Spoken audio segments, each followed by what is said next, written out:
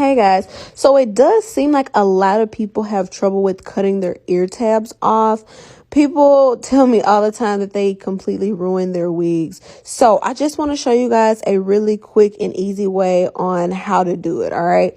So I do like to kind of look and see where my ear is at and where the lace is laying. And I like to just cut along a line, kind of like forming my ear. It just works every single time. So the shape that you're going to try to make is like a backwards type of C motion when it comes to forming your ear, as you can see right here. And you want to just follow that motion and you'll get the perfect cut every time.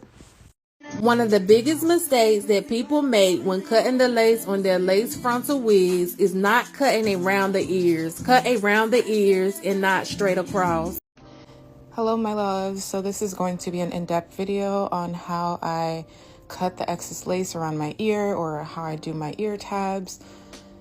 So this is a 13x4 wig, as you can see. So if you take the back of the wig and you take a look at where the wig ends, basically I just make a straight line. So you can do it either with the wig facing inward or outward, it doesn't really matter. So where you see right here, you see where the wig ends, I'm just using my comb to make a straight line, which I'll then go back in and clean up. That way I'm not taking extra hair. And I just want to make a note, make sure you put the wig on your head first.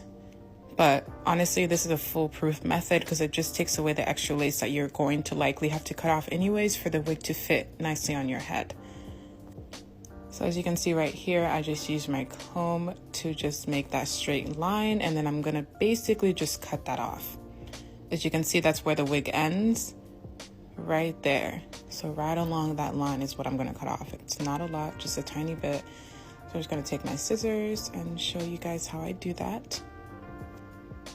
So let me know if you guys need like a slow down version or an easier version, but I wanted to at least try to make it more in-depth. So I'm just cutting off that extra lace. So this is all I took off, as you can tell, just a tiny bit. And I take out the same amount on the other side. So that's what it would look like. And then here you can see on the inside, literally where the wig ends. And so here's the other side. I'm gonna do the exact same thing. I'm just gonna take a look here and I'm going to make that straight line again, removing any excess hair that I may have gotten. So I'm just combing that back. This is extremely hard to do with two hands and no type of thing to hold it. But here we go again on the inside. You see where that ends. So you would have to cut off that excess lace anyways. So again, I'm looking in there, I'm seeing where the wig cap itself ends. And then of course I'm gonna go in there and just cut that straight line that we carved out earlier on. So I'm just straight line, just a tiny little bit. So I'm just guiding that right there, just cutting through that. And then again, this is how much I cut off. So that's literally it. So those are both pieces.